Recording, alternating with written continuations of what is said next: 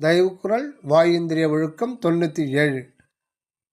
பதிபதம் போற்றி பணிந்து உள்ளுருகி துதி செய்தல் வாழ்வின் துணை. பதிபதம் போற்றி பணிந்து உள்ளுருகி துதி செய்தல் வாழ்வின் துணை. கடவுள் அருட்புகழை பேச பக்தி செய்து துதிபாட நமக்கு வாய் கொடுக்கப்பட்டுள்ளது. உள்ளுருகி கடவுள் திருவடியை போற்றி துதித்தால் எளிதில் மனம் ஓர்மைப்பட்டு உண்மை காண உதவும். இதனால் தெய்வ தோத்திரம் தயா என்ப நிலைக்கு ஏற உற்ற துணையாய் அமைகின்றது. தோத்திரம் செய்ய இசைக்கருவிகளும் பயிற்சிகளும் வேண்டுவது இல்லை.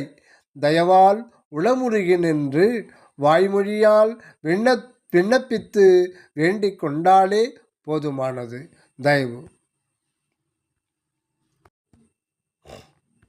தயவுக்குறள் சுவாமி சரவணானந்தா வாய் இந்திரிய ஒழுக்கம் 98. வள்ளல் அருள் பணிந்து வாயார வாழ்த்தினால் கொல்லரும் இன்பருளும் கோ. வள்ளல் அருள் பணிந்து வாயார வாழ்த்தினால் கொல்லரும் இன்பருளும் கோ.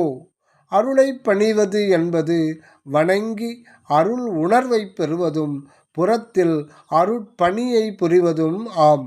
ஆதலின் அகத்தே நிரம்பிய அருள் உணர்வு வாய் வழியாக வாய்மொழியாக வெளிப்பட்டு கடவுளை வாழ்த்துவதும் சீவர்களை வாழச் செய்வதும் உண்மை வாழ்த்தாகும்.